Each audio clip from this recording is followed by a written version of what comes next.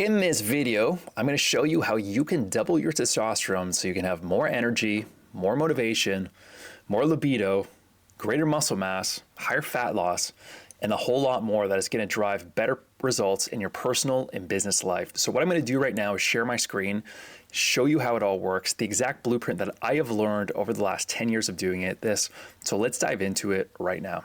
Okay, so here is how to double your testosterone cheat sheet and unlock your body's true potential and get that Adonis body that you're after in terms of muscle mass, or if you're looking to lose fat, or both. So let's get started with the first step. And what you have to really understand is there's different components to testosterone. We have our total testosterone, and a lot of people have low, high, medium. And then we also have our free testosterone, which could be low, high, or medium. And our free testosterone is a small percentage of our total testosterone, typically between 1% and 3% on average. And that is the testosterone that is bioavailable, that our body can actually use. And so there's many different cases, and it gets a little bit complicated, but I want to give simplicity to this, tell you exactly what works based on the science that I have seen, and hopefully it will help you in the weeks and the months to come. So the first thing is free testosterone, and it's key to unlocking your body's full potential, because when testosterone is optimized, everything improves. Fat loss becomes easier, muscle building accelerates, your energy levels can soar, motivation goes up, the list goes on. We know higher testosterone sometimes equals a more success because we just feel better. We present better to situations, we think better about ourselves. Everything just works as it should, and as a result, it becomes a lot more effortless, and life just feels like it's on easy mode. So here's the first thing to do: hitting the perfect calorie deficit. We don't want to go too low, we don't want to go too high. And why it matters is because extreme calorie deficit can significantly lower testosterone. So instead, we want to aim for a moderate deficit that promotes fat loss without compromising your hormonal health. You know, one way to lose fat and your muscle mass is to go into a massive deficit. It's going to cause you to feel hungry, but it's also going to mess with your hormone levels, where your inner machinery that actually burns fat off of you, that is going to be compromised. So sure, you're in a lower calorie deficit, but what happens if testosterone goes down, cortisol goes up? You're going to be fighting an uphill battle. And then when you have all these food cravings, I've seen this time and time again where people just come back and they eat double the amount of calories, and then they just gain all that weight back, plus all this fat comes back at the same time. So that sweet spot is right in the middle. So here's how to calculate it. We want to multiply our body weight in pounds by 13 to find out what is your maintenance calories. That basically just means if we ate this amount, we would maintain our current body weight. So if I'm 170 pounds, I'll multiply 170 by 13. That would be my total calorie maintenance. If I eat less than that, I'm probably going to lose weight, fat, muscle, we'll get into that. If I eat more than that, I'll probably gain muscle, assuming I'm going to the gym and lifting heavy weights. Or I could be putting on fat if I eat too much of a surplus. So the method that we want to do to lose fat is ideally 1 to 1.5 pounds of fat per week. We can potentially go more than that, but if we're going more than that, then we're probably going to be losing muscle at the same time. And we want muscle on our body because more muscle on our body equals higher metabolism. The higher metabolism means that while we're sleeping, we're losing fat. While we're sitting down, we're losing fat. We just want to be stationary fat burning machines, not when we're just eating salads or going for a workout or going to the gym. It can work that way, but we want our metabolism to be high. So throughout the course of the day, we're just losing fat because the efficiency is so there with our hormones. And so as you get older, or not only older, but leaner, you want to adjust your calorie intake to match your new goal body weight to maintain it. So it's always fluctuating, it's always dynamic, really based on what your goal is. And this comes down to lean bulking or lean cutting. If you go too much in either way, of course there are going to be outliers, but the exception does not prove the rule. This is one of the most efficient and easy to use ways that adopts into your current lifestyle without you having to feel very uncomfortable with going to extremes. Step number 2 is we want to prioritize sufficient protein intake. Now, protein is essential for muscle growth and recovery, but too much at the expense of fats and carbohydrates can actually hurt testosterone production. So how we do it is we want to aim for 0.8, 0.82 exactly grams of protein per pound of body weight. So if you weigh 180 pounds, you want to aim for 140 grams of protein a day. Now, that one is pretty easy. We just want to make sure we have that. And you can eat protein-rich foods, meats, eggs, fish, healthy fats. We just want to make sure that this stuff is not processed. And we want to ensure we're getting sufficient fats and carbs to support that testosterone production. There are a lot of people that eat too much protein, thinking that that is going to help them gain more muscle. But the research is in, and the science shows us that our muscles and our body only truly utilize so much of that protein for muscle synthesis, for that to grow, and that type of thing. So we need to only have so much, and then we can focus on having the right kind of carbohydrates and the right kind of fats, which are the precursors to our hormones to actually build muscle and to lose fat. And so we want to focus, as step number 3, 2 to 3 key lifts per week. And the reason this matters is because if we train too much, overtraining, it can raise cortisol, the stress hormone, which lowers testosterone. And instead, we want to focus on compound lifts that engage large muscle groups that will stimulate testosterone production. And some of the key lifts can be pull-ups, overhead press, Bulgarian split squats, Romanian deadlifts. There's so many variations within, lifting weights, different types of training. You find out what the best one for you is, but make sure you integrate a lot of these compound movement lifts specifically within your training regime.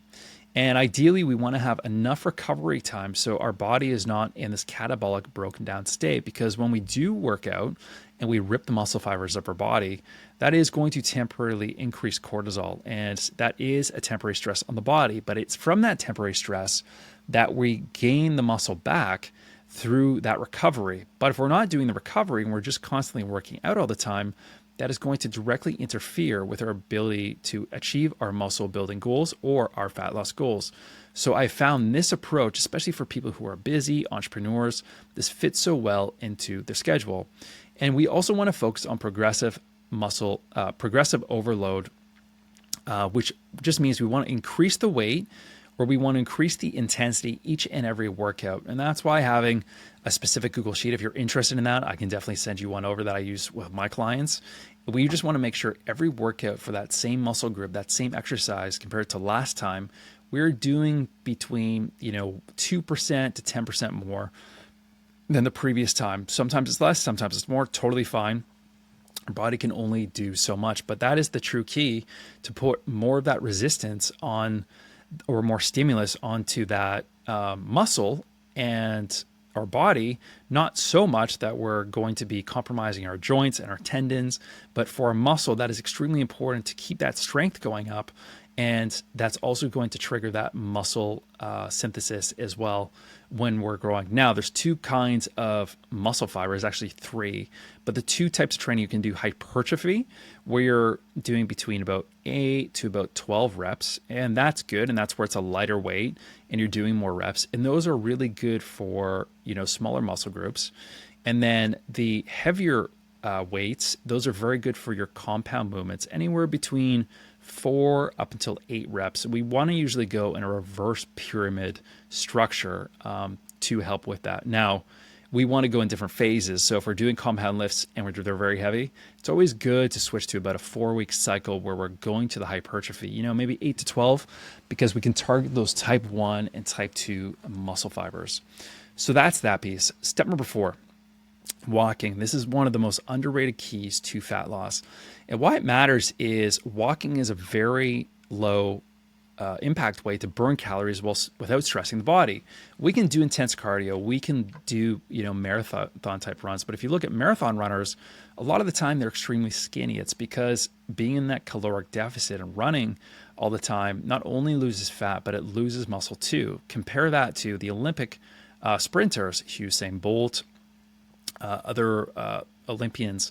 You see how much muscle and how chiseled and low body fat they are because they have that explosive energy. So again, we want to have that perfect balance in between that's right for us and for our body. And so what I found is the best step goal is anywhere between about 10,000 to 14,000 steps a day. And walking increases your daily caloric burn without increasing hunger, which can negatively impact your recovery, making an ideal fat loss tool that supports hormonal health. And if you can find ways to, seamlessly integrate the walking into your daily routine, take phone calls, walk around your house, walk after a meal especially is really important. Even they show just like a walk around your block after meals can significantly reduce your blood sugar. So that's one thing I recommend after all meals. You just go for a light walk, even 10-15 minutes, and that's all you need. Get fresh air into your body. You do deep breathing. You can start stacking these things and really make your time more efficient. The next thing is eating quality foods. And yes, you can eat some desserts, but we want to make sure that we're not eating foods that are going to be really inflammatory to our body, because the more inflamed our body, the higher cortisol can go within our body. And when our body's inflamed, cortisol is high, blood sugar is all over the place, then that's not the best place to be. So what I typically suggest is starting with a paleo autoimmune diet. And if you're wondering about what that is, let me know. We typically go on that for about 6 weeks, and this is where people start feeling a lot better. And then we'll slowly introduce the foods one by one and see how they feel. And usually at the end of that, people know exactly what to eat to optimize their hormones, their well-being, their focus, their productivity, their flow states, because their body and mind aren't constantly inflamed, getting in their own way. And so why it matters is a restrictive diet sometimes, we do need some joy, within our day-to-day too, because if it's not fun, if it's not enjoyable, it's going to be difficult to stay consistent. And if we're not consistent and we fall off and we eat cheeseburgers and fries, well, that's not good either. We're just going to go back and fall back to where we started. So if you can keep it within a narrow window, sometimes you can have a dessert. It's okay to enjoy life sometimes. Just don't go overboard. And there's a famous quote by Carl Jung. He says, until you make the unconscious conscious, it is going to control your life and you're going to call it fate. And all that's saying is we all have these subconscious drives, these unconscious impulses. And it could be to eat that food. It could be to drink that alcohol or anything else. And if we keep repressing that for so long, eventually that's going to come to the surface and it's going to come back to bite us. And when that does, it can sometimes be in a large amount. And I've seen this with many people before where they're doing this yo-yo. It's going up, it's going down, extreme highs, extreme lows. We want to stay within a narrow range. Still enjoy, but just enough, minimum viable amount, so we can go back to being consistent again. And that's really the key. And so here's what we want to do. Balanced whole diet. We know what that looks like. So it could be steak, eggs, potatoes, broccoli, cauliflower. You can have fruits. A good rule of thumb is we want to keep more good fats, good proteins for breakfast, good fats, good proteins for lunch. You can have a little bit of carbohydrates, but save your main carbs, sweet potato, white rice, yuca, yams, spaghetti squash, all those clean type of carbohydrates for dinner time. Now, carbs are still vegetables, but those starchy ones that are more calorie dense, saving those for dinner time is great because that creates these precursors to many of the hormones. For example, serotonin, melatonin. It helps us feel sleepy into the evening when we eat those heavier meals. And so that's one thing you can try. Of course, depends when you hit the gym, but a good structure I like is going to the gym at about 3 p.m. After 3 p.m., post-workout meals around 5 or 6. And then maybe in the evening, I might just have a light snack to help balance blood sugar as well. And that's worked for me extremely well. But everybody is different. Find your own.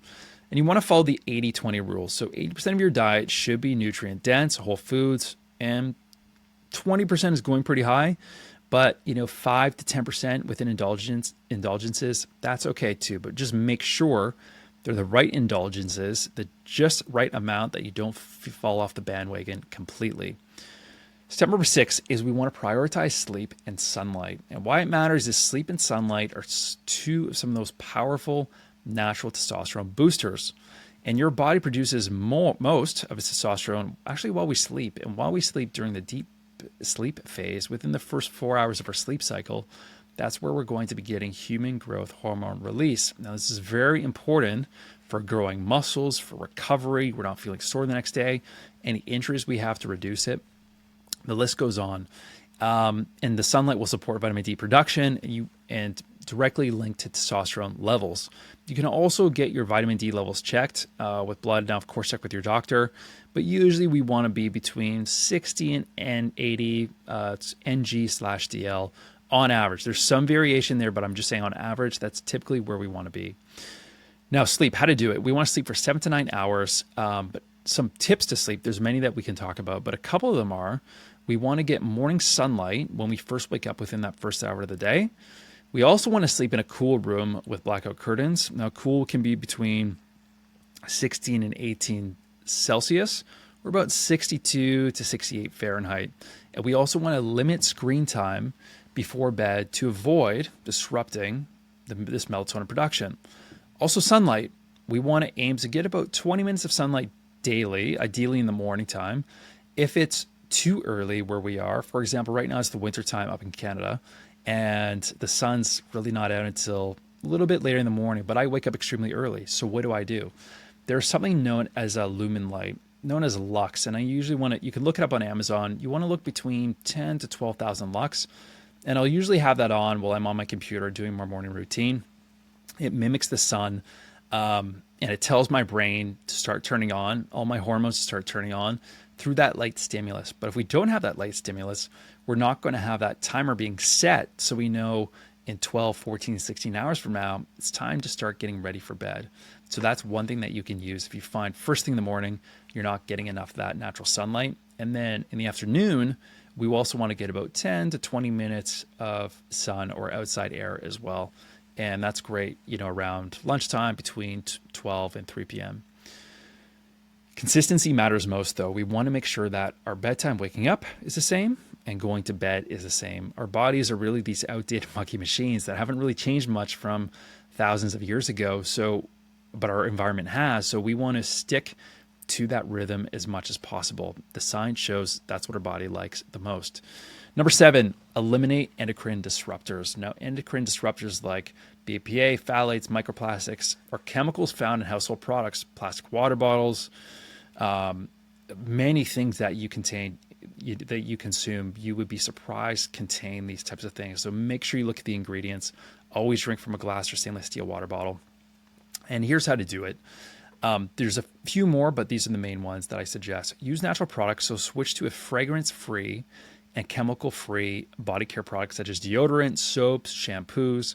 We also want to avoid plastics, so store food, like I said, in glass, stainless steel containers, and avoid microwaving foods in plastic. Even saran wrap, putting that over foods, we got to be really careful because that can actually leak into our food as well. Drink filtered water. So what I would suggest is reverse osmosis. That is my favorite. And then taking that reverse osmosis, and you can put that into a hydrogen water bottle. There's one called Echo H2O. If you're interested in something like that, I can give you a discount. Just let me know if it's of interest. And this can really help just to filter that. You can also get a shower head that filters that water. For example, chlorine, fluoride, the list, different types of hormones, the list goes on, and I won't expand on that, but just keep that in mind. Number 8, body fat reduction. And this is the hidden testosterone booster. And why it matters is excessive body fat, especially found around the abdomen, converts testosterone into estrogen. And so reducing body fat allows your body to produce and retain more free testosterone, which accelerates fat loss and muscle growth. A little bit what I was talking about before. So here's how we do it. We want to get a target body fat percent. Anywhere between 6 to 10% is a really good sweet spot. 11, 12% too, they've shown can help increase muscle. But the more muscle we have, lesser fat we have in our body, the higher our testosterone is going to be and the lower our estrogen is going to be. So as a tip, focus on steady fat loss through a moderate calorie deficit and strength training together as a hybrid approach. Now, the leaner you get, the more testosterone your body will naturally produce. Next, let's go into number 9, the power of heavy lifting and sprinting. Both heavy lifting and sprinting are very effective for stimulating testosterone production. These exercises activate large muscle groups and trigger a strong hormonal response that promotes muscle growth and fat loss. So how to do it, I mentioned a little bit before, but by combining them together, 2 to 3 times a week, if you're looking for a specific workout program, you're not sure where to begin, I can definitely give you some, so reach out if you're interested. Like I said before, compound movements, squats, deadlifts, bench press, overhead press, training 2 to 3 times a week, and really help boost natural testosterone. Also sprinting 1 to 2 times a week Heavy intensity has been shown to increase testosterone and improve cardiovascular health as well. So pro tip, sprinting sessions, short and intense, 20 to 30-second bursts, all-out effort, followed by 1 to 2 minutes of recovery, also known as high-intensity interval training HIIT, and that is really good as well. Next, some of the best supplements for testosterone. Now, supplements are there to supplement an already good existing lifestyle and diet, but here are a couple of my favorite ones, especially for free testosterone, which we're trying to really increase. If you have free low total testosterone, that is a similar case too, which these can help with, but they're a little bit separate cases. Here I'm focusing more on the free testosterone aspect, assuming that your total is within normal range or higher. But if it's not, then let me know and we could find strategies for that as well. So number one is a herb called Tonkatali. It is a natural herb that helps increase free testosterone and reduce cortisol. Again, the stress hormone. Number two, boron. And boron helps reduce sex hormone binding globulin called SHGB, freeing up more testosterone in your system. Now, SHBG can bind to free testosterone, which actually lowers it. So if you do a blood test and your SHBG is too high, then that finding ways to bring that down is a really good effective strategy to lower or to increase free testosterone. And again, we don't want to have SHGB. There's many benefits to that. So we don't want it to be too low, but many people have it on the very high side. And so we want to find ways to lower it as well. There's forskolin, shown to support fat loss and increase free testosterone levels. Zinc, which is essential for testosterone production and immune function. Zinc deficiency is also linked to lower testosterone levels. So this is also a really good one to test. And there is a supplement called ZMA, which combines arginine, I believe, zinc and magnesium together. It can help you sleep, can help increase testosterone as well. And also magnesium, which helps improve sleep quality and reduce cortisol, indirectly supporting testosterone production. So pro tip here, incorporate these supplements within your routines. You can start with one at a time, but it's best they be combined for the proper diet, training, and lifestyle habits. Step number 11, the benefits of intermittent fasting. And now why it matters is because it's a powerful tool for fat loss. If our body can support it, again, it can be a stress on the body. And it can also increase human growth hormone, that part that I said during the deep sleep phases, which can really help with fat burning as well. So here's how to do it. Fast for the first 5 hours of the day. There's many different intricacies to this, but this is just a really easy way to do it. And all that means is simply skip breakfast. Now you want to break your fast with a medium-sized meal, sometimes between 500-800 calories, and then a larger dinner. And you can do a small dessert as well. But again, you want to make sure that dessert's not too high sugar, too inflammatory, because that's going to spike up your cortisol while you're sleeping, wake up in the middle of the night, and then because your sleep's poor, it's going to make testosterone go lower. And then also saving those higher carbohydrate-dense calorie foods for dinner time, known as carb backloading, will help with that as well. And if you pair this with strength training, you can maximize the fat loss as well. Next is the tracking, because none of this is the same unless we really have the tracking in place. Now, why this matters is because tracking your calories will ensure that you stay on track, you're accountable and consistent. So you can use AI tools. One of my favorites is you can literally just take a picture of yourself in front of a mirror. And I've seen it, many people do this, and they compare that with an actual DEXA scan, and both are extremely similar, which surprised me. But it's one thing that I've been using with my clients, where we'll take a picture of them, they'll take a selfie picture in front of a mirror, upload it to ChatGPT, and we'll say, ChatGPT, what body percent fatted do you think this person is? And they will usually come up with a pretty accurate answer. It might say no a couple times for specific privacy reasons, but that's a really good one to use. And finally, getting your testosterone tested. So if you're serious about optimizing your testosterone levels and you want a personalized protocol designed just for you, the first step is to get your testosterone tested. Now, testing gives you a clear picture of your hormonal health and a strategy to move forward. Now, why do you want to test? Well, knowing your levels is essential for not only tracking your progress, but we can get to the root cause of where this is coming from. So we're not just looking at temporary surface level solutions. We're actually seeing what are those key indicators upstream as to why that low testosterone is there in the first place. And then what can we do so long term it stays high, and remains high. And as a result, you just feel better, you operate better, and you recover better. You get muscle a lot more effortlessly as you navigate day to day. Now, how you test, there's a couple ways to do it, but if you're looking for just an easy way, convenient, I've done this with a lot of people. We can actually send a requisition form directly to your house, and you would go to a local LabCorp near you. They're all throughout the USA, and you get your blood tested, and then we can get you fully assessed, not only with your testosterone, but many other blood biomarkers as well, to really figure out what is your molecular blueprint. We look under the hood of your biology like a mechanic would look under the hood of your car, and we figure out exactly what's going on. So that's something that you would like to do and looking for. Schedule a free testosterone assessment with me directly down below, and we will get you assessed. Thank you so much, and I'll see you in the next video.